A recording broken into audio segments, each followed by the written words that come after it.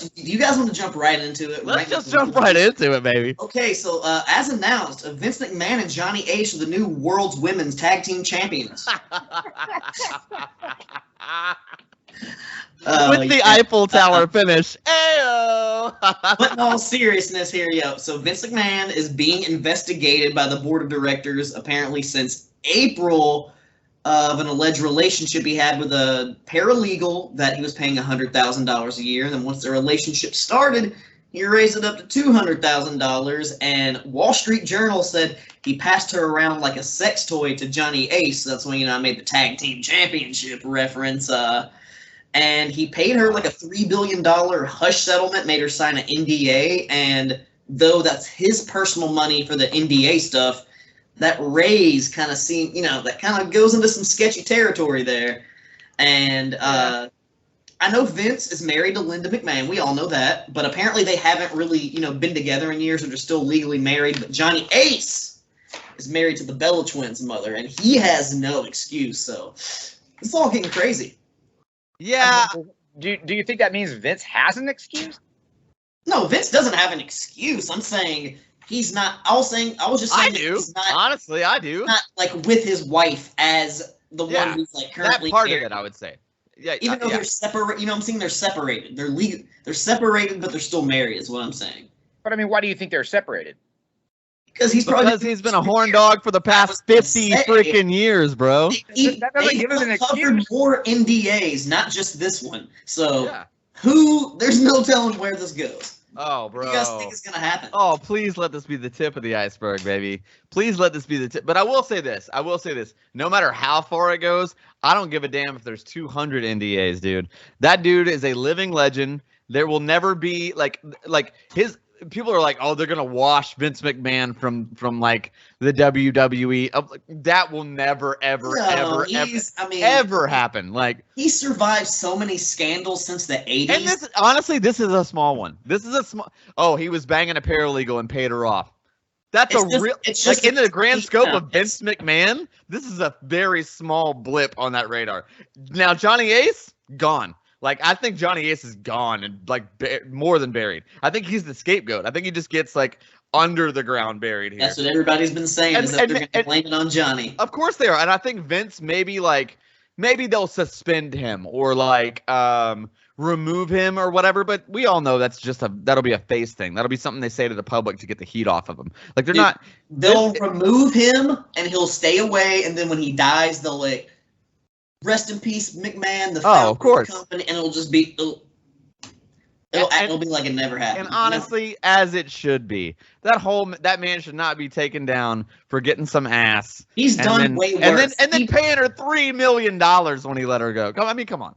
I'll say we know that this man has done way worse. Going back to steroid trial, the Cream Team, all that stuff. I don't want to get too deep, but Shawn Michaels, Vince McMahon has done way worse than bang a paralegal, which I'm not condoning, but I'm just saying I'm gonna make the same point that I made earlier confidentially today off air, which is it is funny to me that Jerry Jarrett was hired immediately when the steroid scandal started to come out, and then now Jeff came back, and not only do I think, but to be honest, I hope that good old Conrad Thompson, ad-free shows, gets to go ahead and just take the stakes there. Oh, no. Dude, how great would it be? How great would it be if Conrad Thompson somehow, some way, became the owner and main proprietor of the WWE? That would just... It doesn't seem that hard. For fuck's sake. It's he'd be owning it, and he'd have Jeff Jarrett, do all the, wrestling, the wrestling stuff. He'd be the businessman. 7 podcasters that are already. Well, so when I said that too, I didn't want it to feel I don't first of all, Vince is one of a kind. There will never ever be another Vince McMahon. What I'm saying is Conrad becomes the business role, the never before seen on TV version of Vince. It's like a Vince split into 2 different people, and then the actual wrestling guy was Jarrett. That makes perfect sense to me. Sure. However.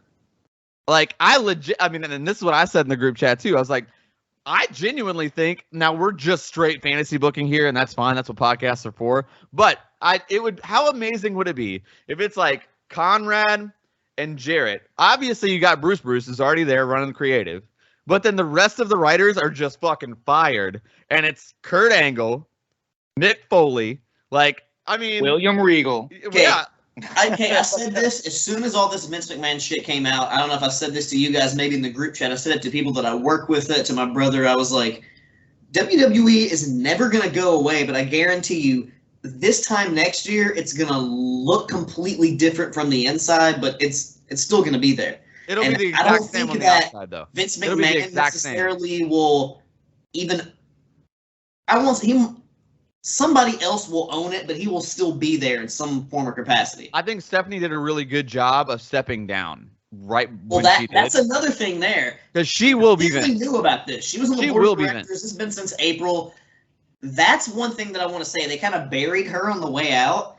Do you think that possibly she could have been someone that helped leak this information? I mean, no. Linda is still her mom. She still might, she still might be just like. Yeah, dude. Okay. The idea that Vince McMahon and Linda McMahon have been in a traditional USA marriage for, I would even say, for the past 30 years or more, is laughable. I don't think anybody on the inside believed that. I mean, that's not. I don't think this is not news, including Stephanie. And honestly, I don't think she cares.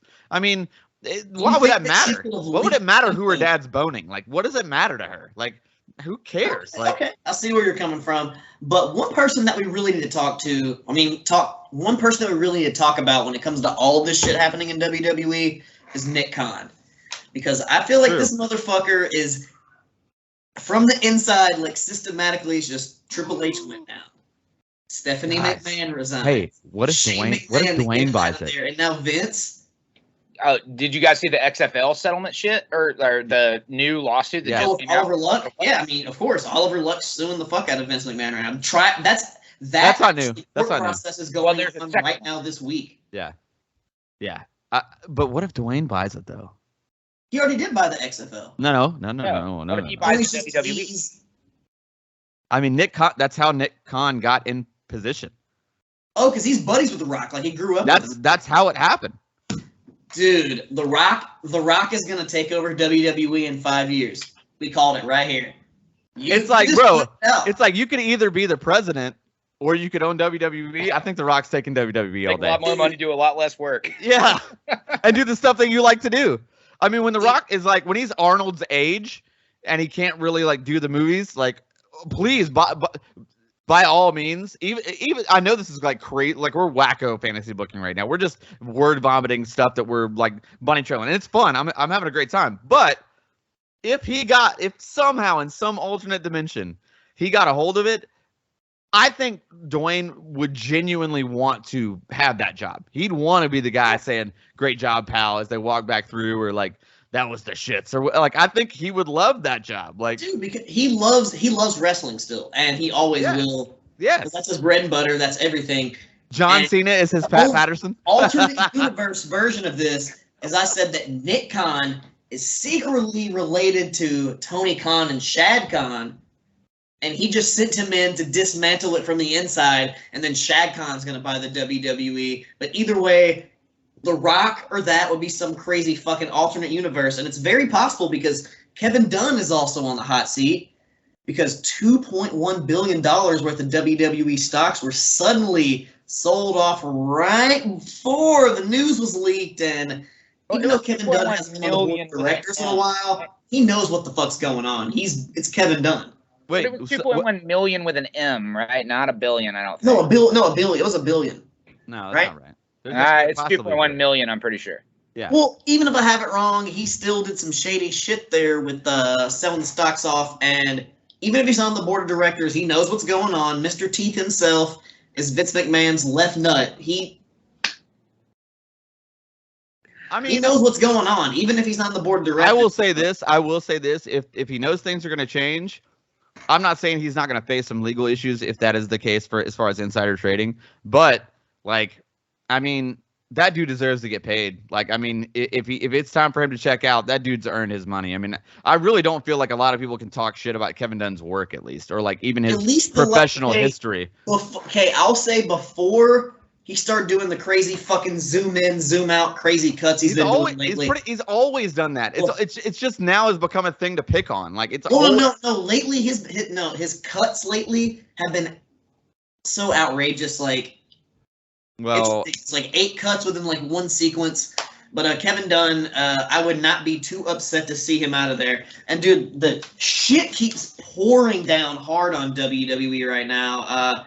Randy Orton is basically out for the rest of the year with an injury piled on with Cody Rhodes and everybody else that's injured, and Roman Reigns taking this lighter schedule. It's not. I don't know what they're gonna do. It's not looking good. It's not looking good, man. It's not looking good, but you know what? It's looking good for us. We all love the drama here, and we're having a good time with it. Yeah, it's something to talk about. It's fun. Yeah. Also, it's crazy. I bet all I'm going to say is that we're not going to dig too deep into this, but AJ Gray's probably feeling pretty good about the rest of the news that came out this week, because he started off the week hot with some little 17-year-old girl controversy, and I think pretty much everyone forgot about this. What? Controversy is the right word. Controversy creates cash. Who knows who and what and what? I mean, because he didn't break the law. Just right. He kind of looks like an asshole. That's just all. Yeah, you know, just perception. I think he looks more like an asshole than a predator, and that's fine with me. That's way fine. He's like maybe a possibly predatory asshole, but it just depends on how you interpret it. But Sure. And listen, I'm certainly not making excuses for the guy. Like, he is an asshole. Like, if all of that is true. And I mean, just judging by the way he's handling it makes it seem like it's all true. Even if he had no intentions of being a predator, he was still exploiting her for her journalism and her being a girl. Yeah, and also, to me, it's more like, and again, where this is like almost like fantasy booking this dude's fucking life, but to me, it's like, I'm sure he talks to a lot of quote unquote what would possible rats or whatever, and so it's like for him, I could easily see him just not really paying attention, and then finally being like, wait a minute, and then being like, wait, how? You know, like I see that happening. That's not an excuse. That's not an excuse at all. He's still a dickhead. He's still that's still not cool at all. I'm not making excuses for the dude. I'm just saying, like, I don't think that it doesn't feel like it's not like he has a track record of hitting up young girls. You know what I'm saying? Like, we're not in a situation where like he's a pedophile. In my opinion, his other allegations have been about like running trains on like drunk girls, not young girls. So, and also too, like, listen, I'm 17 is too fucking young. 18, 19 to me is too young. Like, but to be fair, if she was 1 year older, no one's talking about this. So it's like, I mean, we're talking about a 12-month difference here. It's not like this is some, like, you know, maybe Velveteen Dream type allegation. You know what I'm saying? Like, this is not a young person, super young person in the eyes of the law, at least. You know, and he didn't break the law. He clearly stated, like in the text, like, once he realized he was too young, he was out of there. Just trying to keep some perspective out there. That's all I'm saying. His reputation is going to be at stake, and maybe this will be a learning lesson for him to like pay attention. Hope so. Like, if that was the case, you know. But I'm a firm believer in treating people how they treat me, and AJ has never been anything but nice to me. I don't know all the details, so I won't say much, but I don't think it's all it's cracked up to be. I mean, it's fine. It's fine. It is. I'm sure it'll blow over at some point, but something that couldn't blow over and pass the test was Jeff Hardy when he was 3.7 times the legal limit recently. Jesus, what a transition, though. Wow. Yeah, another DUI, the third one in the past 10 years, and man, Jeff, we love you, dude, and this sucks. And one thing that someone else pointed out to me, he has a suspended license, correct? How does this man keep getting rental cars? How are these companies allowing this man to keep getting fucking rental cars? It's Florida. It's Florida. He's Jeff Hardy. I mean, that's Florida Jeff Hardy. I mean, come on. Florida Jeff Hardy. An acoustic rock show at fucking Busters. That's the answer to your question. Like, it's not like like it's I mean, listen, man. I love the dude. I really do. I have nothing but love for him. Like I do feel like the tide publicly is certainly turned on him. Like prior to this happening, people were like, "Oh man, he needs help. Oh man, he needs help." And now everybody's kind of like, you know what? Fuck this dude. Like we're done with him. Like this is too many. And they're right. They are right. And if I didn't have if I didn't have had that personal interaction with him, I would probably feel the same way, to be honest. But it's like that dude is a very troubled individual. Like it's not like I think he needs rehab, but honestly, I think he needs therapy more than anything else. Like I think that he has I think that he definitely has an actual dependency on things, but he's got a different brain, man, and he's never been. The dude he had a really rough childhood, and that's not an excuse for anything. I'm not making excuses for the guy. He had a really rough childhood. So did Matt. But at the same time, like he was a literal child when he got signed and became famous. I mean, he was a child, and it's like right about his age. His ass when he was 14 years old. Yeah, it's exactly like this dude is. I mean, he just doesn't know how to be an adult. He really has no idea how to be an adult. Like he's never. And that's not a slight on his dad or anything else. It's just that like he's never really. He was on the road in those formidable like teen years when you kind of need that guidance the most. And it's like, dude, the guidance he's getting is like from the 90s wrestlers that we hear about, dude, the guns in the locker room. And that was his upbringing. Like someone I can relate him to, Bam Margera, a person that was young. Yes. Prime. That's a great example. Was on the road doing crazy shit, hurting himself, skateboarding, doing jackass stuff. And now look where he's at, kind of in the same place that Jeff Hardy is. Yeah. Yeah, except way overweight. Yeah, I mean, look, and Bam is the same way. It's like in the beginning when you started hearing about those troubles in the mainstream, it's like, oh man, we hope Bam gets help. And now I feel like Bam is like the running, like God, like get this dude, this guy's got to go. Like like everybody just wants. Jeff Hardy's not burying himself by posting crazy ass fucking videos and saying stupid shit because he's at least. But that was his wrestling match, though. You know what I mean? Like, it's the same thing. Like, I don't know. It's sad. It really is sad to see. I was disappointed. I wanted to see the Hardy Boys in that fucking triple threat. I mean, and that's why Jeff was fucked up. That's why I brought it up when I brought it up. I wasn't trying to be like the instigator, but I do have to say this. I'm 2 for 2 in 2 weeks in a row, man. I got this right on the head. There was something about just the way he moved, man. Even walking down the ramp in the entrance, and it was just like maybe he wasn't on anything, but maybe he'd been drinking a little bit. Maybe there was something. I'll say, to be honest, I don't think that that's true. I think that I think in all honesty, he got fucked up during the match. I think he was trying to play by the rules, and then when he went to fucking book other shows because he was given the freedom to do so, got himself to a point where he got fucked up. And it's hard not to find the onus to be on Matt in a large way.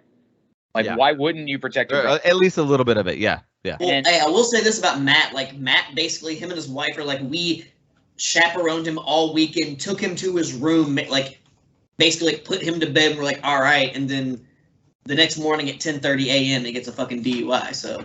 Now, here's the thing. I booked Jeff Hardy before at my last job, and we did an in-person appearance or whatever, and it was supposed to be a clean and sober tour, and the promoter was very frustrated that was traveling with him, and he was consistently sneaking vape pens and sneaking sips of beer and all that fun stuff. And the place that we worked at the time, that wasn't uncommon.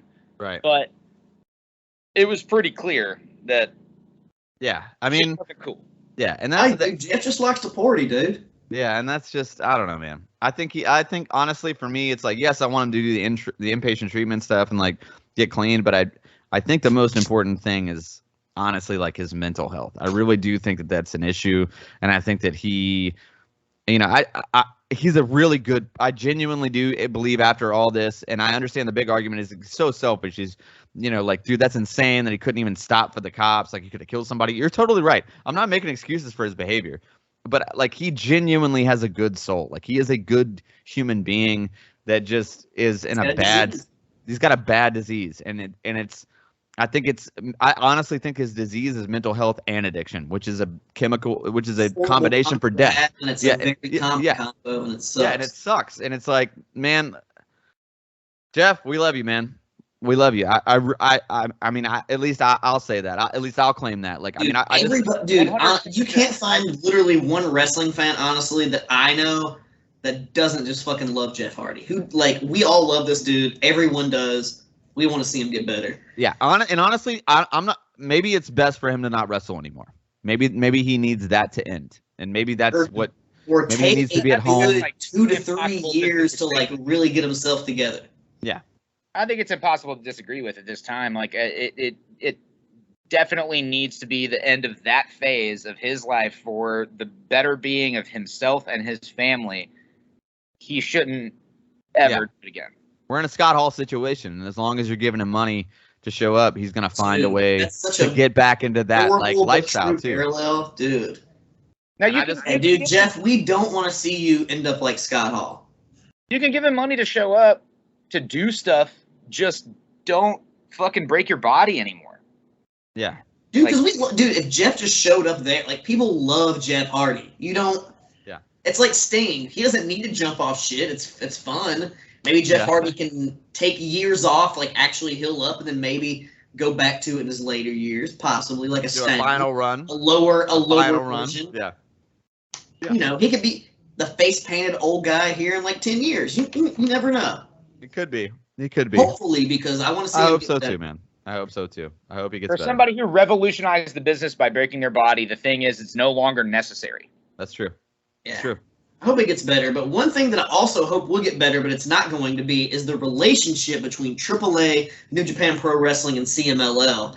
And it's causing a lot of bullshit, and wrestlers like Andrade and the Lucha Bros and possibly even FTR may not be in Forbidden Door, which I think FTR, because they're not contracted through AAA, but AAA and the whole New Japan CMLL thing is really causing a hamper, because I would love to see a lot of these, like Pentagon Jr. is one of my favorite wrestlers ever, so yeah. Not seeing him on the Forbidden Door. Yeah, I mean, I think honestly that's more of it feels obviously I don't have a whole lot of insight here, but it does feel like a AAA has. It seems like they're acting like they're too big for their britches. If that makes sense, it's like you're getting a much bigger rub from both of these companies than you're giving out. And I mean, I understand that like your primary focus is Mexico. That's what you do. You're not a global company. That you've never really been a global company, and I don't think they even want to be. And that's fine. And so if they want to stick to their guns, and if they genuinely feel that like that relationship might hurt them in their home country where they do all their business, then I get that to an extent. But I mean, to me, it's like, how could you guys not benefit from having New Japan and AEW guys involved with your promotion? It only elevates you, even if you do just stay in your one country. I think really what it comes down to at the moment, much like the rest of life, we're looking at a lot of things that are as a result of the pandemic and a result of differences in travel and differences in how people are digesting media. I don't think either AAA or New Japan really has even 10% of the real estate mentally that a company like AEW does. And they don't. It's just I don't know how many. I mean, it's the people that care are going to be the people that want to watch it. Yeah. And that demographic's never going to change. Like it's not going to grow. It's not going to shrink. New Japan had a chance. Finally had a chance about 5 years ago, maybe 6 years ago, when it was like they were the hottest they have ever been, and they really had a chance before AEW happened to really make a run, and they dropped the ball. I mean, that's a fact. And now they have maintained that vibe through Japan, and they're again that's awesome. That's a good thing for them, and it feels like that's all they really care about, and that's okay. But I think you're totally right. I mean, to me, like, you know, even up to, you know, right before AEW started, I would have said it's WWE, New Japan. Like that would have been like, as far as global brands, I would have said those two. Now it's easily WWE, AEW, and then third place is a mile New Japan. You know what I'm saying? Like, because New Japan does not have the same hype they had 5 years ago. I mean, I would doing a lot better, and I kind of like the way they're going lately. And I don't even think it's their fault. New direction they went. Jay White won the new IWGP World Heavyweight Championship from Okada at the recent hideous belt, by the way. Apparently, the worst fucking belt ever. The worst. Yeah, the belt does suck. I don't like the design, but it's there's been worse. The WWE titles aren't the best, but Okada is not going to be at the Forbidden Door because his wife is pregnant, and her birthday is around the time of Forbidden Door, and then her due date soon after that. So he's gonna have, he's doing a hangman. Yeah, no, I get that, but like you've already announced him. That's the problem. The problem is you had the date. You had the date, and you announced he was going to wrestle. That's a massive issue. No, they never announced. And if I'm AEW, this is the last show I do with New Japan because of that alone. That's a huge issue. A huge issue. Like that's from a business standpoint, that's massive. Like you don't.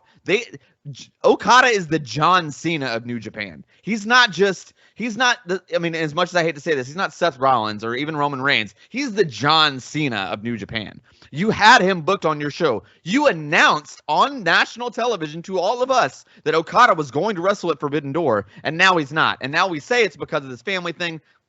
That's bullshit to me. Like all of that is bullshit. All that was, I think, to me, it was like Okada was like, "Oh, I'm not going to wrestle Punk. No, I'm out. I don't want to do it."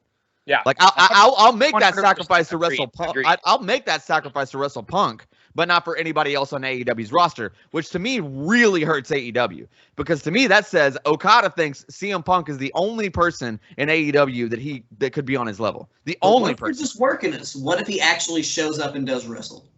If he shows up and wrestles, then I'll rescind my statement. But until then, I stand by. MJF at Forbidden Door, then I'm in. I'm fine. Yep, me too. And that would be a great way. Yeah, it'd be awesome. But yeah. Hopefully something like that happens, which crazy. This Dynamite recently, yesterday, as we're recording this, it had its lowest rating in over a year, but it was still number 1 or number 2 on cable for the night because I mean NHL, nobody watched cable last night for some reason. Well, I mean, dude, NBA Finals, like NHL, NHL was like the real NBA Finals is tonight. Last night, and I don't know what else was going on, but for some reason, just nobody watched cable. I watched it. I mean, I DVR'd it. I still haven't watched it, but I watched it. I mean, Will Ospreay versus Dax Harwood, almost it could be candidate for match of the year. It's really fucking good. I mean, I'll watch it. On paper, that doesn't sound good, but literally, I'm telling you guys, if you haven't watched it, go back and watch Dax Harwood versus Will Ospreay, and it's amazing. To me, listen, I think Dax Harwood, like, he looks like the Arn Anderson of that tag team, but he is the Tully Blanchard of that tag team. He's the Tully 100%. 1,000%. And so that sounds great to me. It really does. I mean, Ospreay, yeah, that sounds amazing to me. Like, I'm probably going to love the match. But first of all, that being said, it's Ospreay versus Harwood. There's no way it can be match of the year because it's those two guys. Like, dude, and I'm not taking away from them. I'm not taking away from them. I'm sure, dude, I'm gonna love it. I personally am gonna love it. But I'm a massive Mark, dude. We're here sitting on talking about a pot. Like that's what we're doing. Like we're Marks for sure. I'm gonna love it. But what I'm saying is, like, a great sleeper, but it's not Punk MJF. I mean, like. Cody Rollins in the Hell in a Cell with a torn pec. That's match of the year for sure, no doubt. Like hands down, bar none. That's match of the year. Punk MJF the chain match. That's still my top contender. That's still one of the best ones. Oh, dude, got a lot of good shit coming Cody Rollins in the cell. That to me, we're gonna get can't beat it. It's impossible. We're gonna get Tanahashi versus Moxley. That possibly if they toss Chris Jericho into that match with a 3-way, I would be okay with that. Like you said, rub me one out. That'd be nice. They would they could all dude. They wouldn't have to They wouldn't have to work as hard with the 3-way. Fuck. I mean, you always gotta work hard in a 3-way. You gotta work harder in a 3-way if you're doing it well. I mean, I'll be hard regardless, but promo code Kayfabe at BlueChew.com. I'm just kidding. I'm totally kidding.